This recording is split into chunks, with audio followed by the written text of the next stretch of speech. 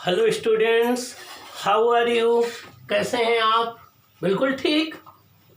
अभी previous class में हमने डिस्कस किया था कि गॉस लॉ को अप्लाई करके हम एक नॉन कंडक्टिंग स्फीयर की इलेक्ट्रिक फील्ड कैसे कैलकुलेट करेंगे।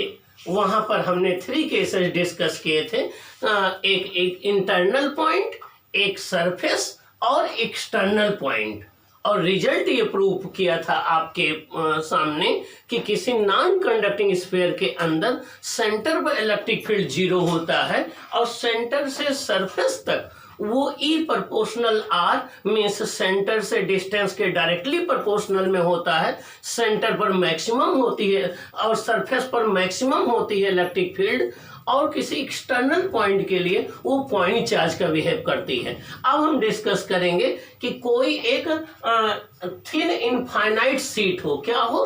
थिन इनफाइनाइट प्लेन शीट हो। जैसे सपोज कर लो कोई एक कर्टेन है, ये पर्दा है, उसको आपने plus plus plus plus charge दिया, फिर नीचे से उसको जला दिया, वो जल गया, चार्ज वैसे लटका रह गया, तो ऐसा क्या हो जाएगा? वो infinite plane sheet of charge माना जाएगा। या जो ये आयरन की शीट होती हैं लंबी सी, जिससे आप बॉक्स वगैरह बनाते हो, इसको आपने चार्ज दे दिया, तो जहां कहीं भी आप थिन इनफाइनाइट शीट को चार्ज देते हैं, थिन इनफाइनाइट प्लेन शीट को चार्ज देते हैं, तो हमें उसकी इलेक्ट्रिक फील्ड डिस्कस करनी है। फिर से बता दूं, थिन इनफाइनाइट शीट का मतलब ये हो गया कि उसकी थिकनेस जो हो वो नेग्लिजिबल हो उसकी डायमेंशन के कंपैरिजन में। दूसरी बात, इनफाइनाइट इसलिए लिया जाता है कि जिससे उसके कॉर्नर पर जो इलेक्ट्रिक फील्ड की कर्विंग नेचर है, जिसको हम इंड इफेक्ट कहते हैं या fringing of the electric field कहते हैं, उसको नेग्लेक्ट कर सकें, इसलिए इनफाइनाइट शीट ली जाती है। तो अब हमें डिस्कस करना है कि कोई एक infinite thin plane charge sheet है तो उसकी इलेक्ट्रिक फील्ड आप कैसे कैलकुलेट करेंगे। अब हमें डिस्कस करना है कि कोई एक thin infinite plane charge sheet है तो उसकी इलेक्ट्रिक फील्ड कैसे कैलकुलेट करेंगे। एग्जांपल हमने 2 दिया कि अगर आप जो है कोई एक आयरन की शीट ले लीजिए, एक लॉन्ग शीट ले लीजिए और जिससे बॉक्स वगैरह बना जाता है उसको चार्ज दे दीजिए, तो वो आपकी इनफाइनाइट शीट होगी। या कोई एक पर्दा लटका हुआ है कर्टेन, उसको plus plus plus plus charge imagine करिए और फिर उसको बर्न कर दीजिए, जो बचेगा वो चार्ज सस्पेंडेड रहेगा, उसको आप थिन शीट सपोज कर सकते हैं। तो ये फॉर्मूला हम जो डिराइव करेंगे थिन इनफाइनाइट प्लेन शीट के लिए एप्लीकेबल होगा। देखिए, electric field intensity due to a thin infinite plane sheet of charge. Thin infinite plane sheet of charge, ये वर्ड बड़ा इंपॉर्टेंट है। Thin infinite plane sheet of charge, यहाँ 4 word आए हैं। थिन का मतलब उसकी थिकनेस नेग्लिजिबल हो, इनफाइनाइट का मतलब उसकी डायमेंशन इनफाइनाइट हो, जिससे इलेक्ट्रिक फील्ड के कर्विंग होने को या इंड इफेक्ट को नेग्लेक्ट कर सकें, और चार्ज शीट हो। अब वो चार्ज पॉजिटिव भी हो सकता है, निगेटिव भी हो सकता है। तो देखिए हम कैसे ड्राइव करेंगे। स्टेप 1 में देखिए, ये एक थिन इनफाइनाइट प्लेन शीट है, इधर इसकी डायमेंशन प्लस इंफिनिटी तक है, इधर प्लस इंफिनिटी तक है, इधर प्लस इंफिनिटी तक, इधर माइनस इंफिनिटी, इधर माइनस इंफिनिटी, इधर माइनस इंफिनिटी, इधर प्लस इंफिनिटी है। ये हमारी इनफाइनाइट जो है शीट है। अब हमें क्या करना है, इस इनफाइनाइट शीट की वजह से इसके सेंटर से, इसका सेंटर ये हो गया, इसके सेंटर से स्मॉल आर डिस्टेंस पर, इसके सेंटर से स्मॉल आर डिस्टेंस पर हमने एक पॉइंट ए कंसीडर कर लिया है। इस थिन इनफाइनाइट शीट से हमने इसके सेंटर से परपेंडिकुलर डिस्टेंस आर पर एक पॉइंट ए कंसीडर कर लिया है। इस ए पॉइंट पर हमें इसकी इलेक्ट्रिक फील्ड कैलकुलेट करनी है। क्या करनी है? ए पॉइंट पर हमें इसकी इलेक्ट्रिक फील्ड जो है वो कैलकुलेट करनी है। क्या करनी है? कैलकुलेट करनी है। ये एक thin infinite conducting plane sheet है जिसको हमने चार्ज क्यू दे रखा है और इसके सेंटर से आर डिस्टेंस पर एक पॉइंट ए है, यहाँ पर हमें इलेक्ट्रिक फील्ड कैलकुलेट करनी है। अब हम क्या करेंगे, हमने गॉसियन, देखिए इस पॉइंट से पास होता हुआ एक हमने सिलेंड्रिकल गॉसियन सरफेस कंज्यूम किया है। देखिए इस पॉइंट ए से होता हुआ हमने एक सिलेंड्रिकल गॉसियन सरफेस अज्यूम किया है। इस गॉसियन सरफेस का एक एंड इधर है और दूसरा एंड इसके अंदर से होता हुआ देखिए यहाँ पर आया है। अगर हम एक ऐसा अज्यूम करें, इसके अंदर से एक सिलेंडर पास हो रहा है, मीन्स हम ऐसा अज्यूम करें, आप ऐसा सोच सकते हैं। देखिए, आप ऐसा सपोज करिए कि ये कोई एक थिन इनफाइनाइट शीट है और यहाँ से एक सिलेंडर इंटर कर रहा हो, इधर से इंटर कर रहा है, इधर ये लीव कर रहा है, इधर आप ऐसा अज्यूम कर सकते हैं। तो यहाँ से एक गॉसियन सरफेस हमने अज्यूम किया है जो इधर से इंटर कर रहा है, इधर लीव कर रहा है। अब हमने दो सिमेट्रिकल पॉइंट ले लिए हैं, एक इधर ए ले लिया है, एक इधर बी ले लिया है। हम ए पॉइंट से होता हुआ एक गॉसियन सिलेंड्रिकल सरफेस देखे ड्रा किए हैं और यहाँ बी पॉइंट से होता हुआ भी हमने गॉसियन सरफेस प्लॉट किया है। ये एक सिलेंड्रिकल गॉसियन सरफेस है। अब पॉइंट ए पर देखिए, ये पॉजिटिव चार्ज है, पॉइंट ए पर electric field away from the charge होगी, ये ई इलेक्ट्रिक फील्ड है। अगर इसके हम एरिया वेक्टर की बात करेंगे तो वो ds है, ये एरिया वेक्टर ds है, इसकी डायरेक्शन n कैप है, इसकी डायरेक्शन n कैप है। देखिए दोनों सेम डायरेक्शन में है, दोनों सेम डायरेक्शन में है, इनके बीच में एंगल 0 डिग्री होगा। अगर हम इस पॉइंट की बात करें, पॉइंट बी पर, देखिए इधर इलेक्ट्रिक फील्ड की डायरेक्शन ये है, ये एरिया वेक्टर है, दोनों सेम डायरेक्शन में है।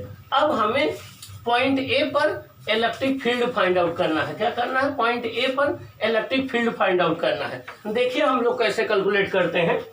पॉइंट ए पर इलेक्ट्रिक फील्ड फाइंड आउट करने के लिए स्टेप 2 में देखिए, step 2 by Gauss law, Gauss law के थ्रू हम क्या करेंगे, पॉइंट ए से पास होता हुआ फ्लक्स कंसीडर करेंगे। कहां से? पॉइंट ए से पास होता हुआ फ्लक्स कंसीडर करेंगे और प्लस पॉइंट बी से पास होता हुआ फ्लक्स कंसीडर करेंगे।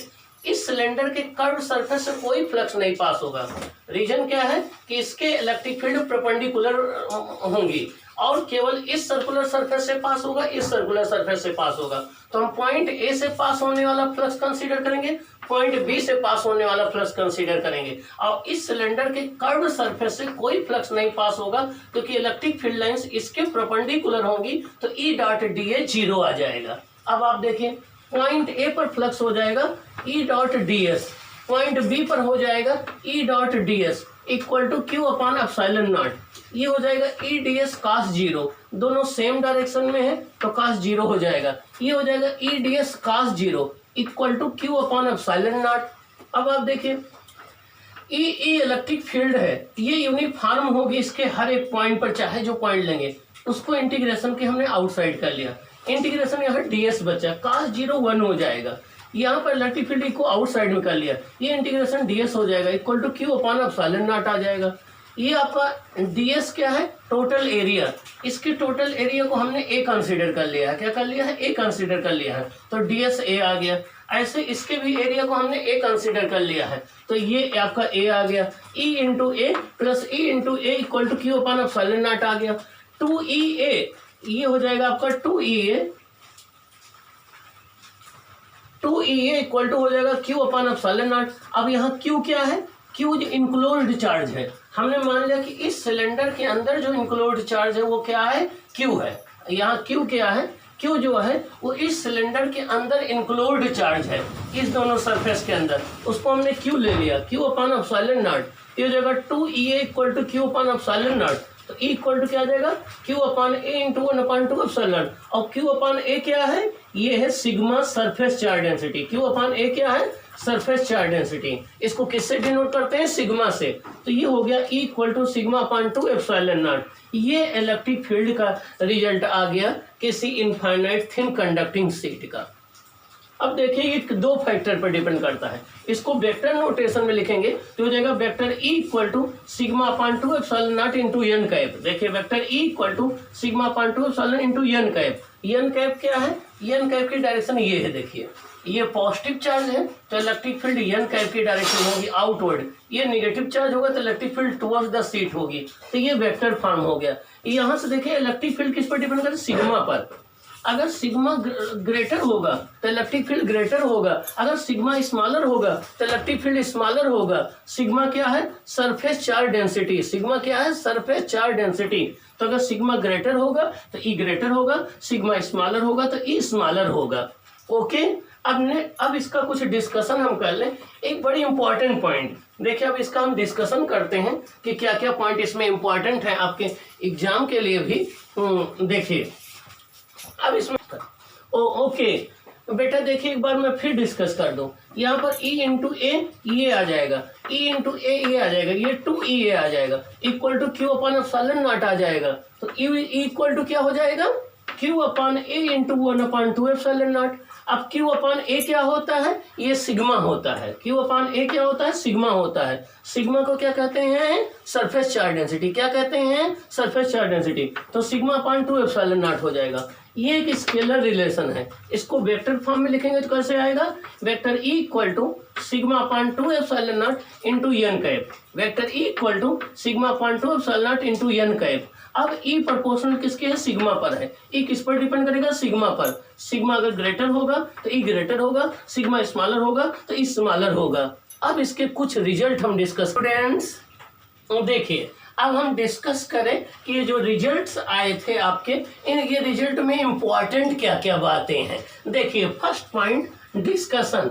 डिस्कशन का फर्स्ट पॉइंट देखिए students, E proportional r to the power 0 है।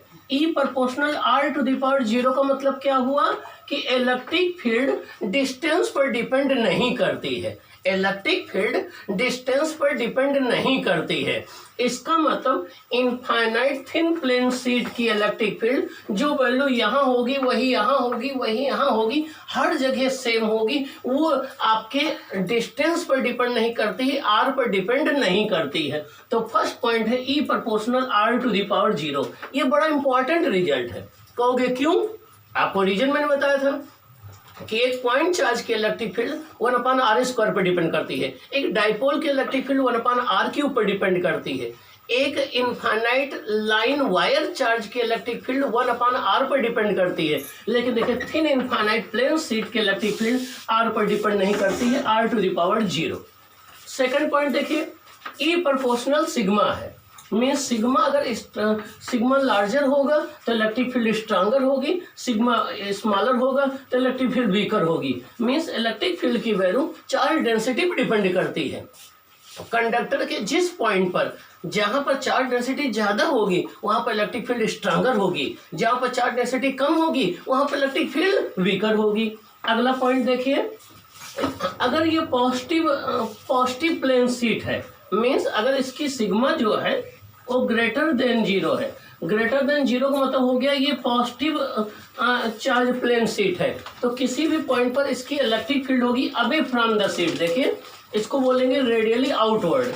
अगर ये पॉजिटिव चार्ज शीट है तो यहाँ पर जो इलेक्ट्रिक फील्ड होगी वो अवे फ्रॉम द शीट होगी, देखिए आउटवर्ड होगी।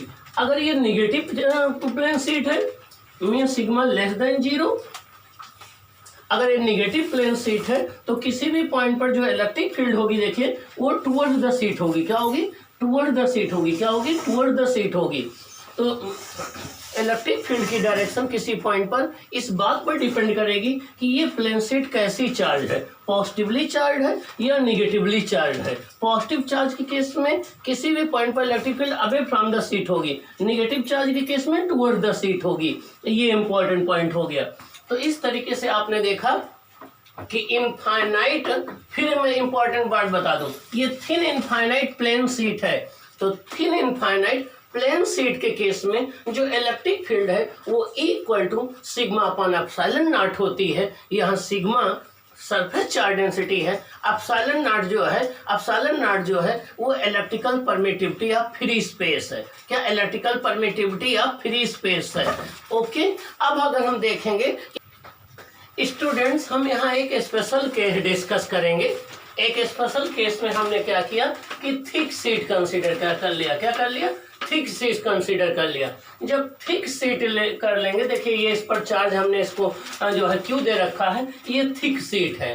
अब थिक शीट का मतलब क्या हुआ, पहले मैं ये एक्सप्लेन कर दूं। जैसे सपोज कर लो ये कोई शीट है तो ये आपकी थिक शीट मानी जाएगी। इसको चार्ज देंगे तो इधर भी आ जाएगा, इस सरफेस पर भी आ जाएगा, दोनों सरफेस पर आ जाएगा। ये एक थिक शीट है। अगर इसको चार्ज देंगे तो इस सरफेस पर आएगा, इस सरफेस पर आएगा। किसी पॉइंट पर इलेक्ट्रिक फील्ड निकालेंगे तो इस सरफेस की वजह से भी कंसीडर करना पड़ेगा, इस सरफेस की वजह से कंसीडर करना पड़ेगा। वहीं पर अगर आपकी ये कोई शीट है, वहीं पर अगर आपकी ये कोई शीट है तो ये थिन शीट मानी जाएगी, ये थिन इनफाइनाइट शीट मानी जाएगी, ये थिक मानी जाएगी। अब आप देखिए यहाँ पर हमें एक पॉइंट P पर net electric field find out करना है। P पर net electric field find out करना है। अब देखिए इसमें दो सरफेस हैं, एक सरफेस S1 ये है, इसकी वजह से यहाँ पर इलेक्ट्रिक फील्ड E1 है, एक ये सरफेस S2 है, इसकी वजह से इलेक्ट्रिक फील्ड E2 है। देखिए ये दोनों इलेक्ट्रिक फील्ड सेम डायरेक्शन में है, क्योंकि पॉजिटिव चार्ज की वजह से, पॉजिटिव प्लेन शीट की वजह से किसी भी पॉइंट पर electric field away from the charge होती है, तो इसकी वजह से electric field away from the charge होगी, इसकी वजह से भी electric field away from the charge होगी। तो देखिए नेट फील्ड क्या हो जाएगी, नेट फील्ड आपकी हो जाएगी, नेट फील्ड आपकी हो जाएगी E net equal to E1 plus E2, दोनों सेम डायरेक्शन में है। E1 प्लस E2, E1 कितना है आपका sigma upon 2 epsilon naught into N cap, और E2 कितना है sigma upon 2 epsilon naught into N cap. तो आपकी ई नेट इलेक्ट्रिक फील्ड कितनी आ जाएगी, ये आ जाएगी sigma upon epsilon naught into N cap, ये रिजल्ट आ जाएगा। तो इन दोनों फार्मूले में कंफ्यूजन ना हो, ये फार्मूला 2 केसेज में अप्लाई होता है। जब कोई एक कंडक्टर हो, कंडक्टर के जस्ट सरफेस के पास इलेक्ट्रिक फील्ड अगर डिस्कस किया जाए तब ये फार्मूला अप्लाई होता है, वो चाहे जिस शेप का चाहे जिस साइज का हो, और या कोई थिक शीट हो उसके पास इलेक्ट्रिक फील्ड पूछा जाए तब ये फार्मूला अप्लाई करते हैं। लेकिन अगर थिन इनफाइनाइट शीट है तो आप sigma upon 2 epsilon not apply करेंगे। तो ये हमारा डिस्कशन रहा थिन इनफाइनाइट शीट और थिक इनफाइनाइट शीट का कि इलेक्ट्रिक फील्ड का, ये आपके बोर्ड के लिए और कंपटीशन के लिए भी इम्पोर्टेंट है। ओके, इसको अच्छे से प्रैक्टिस करेंगे, प्रॉमिस। ओके।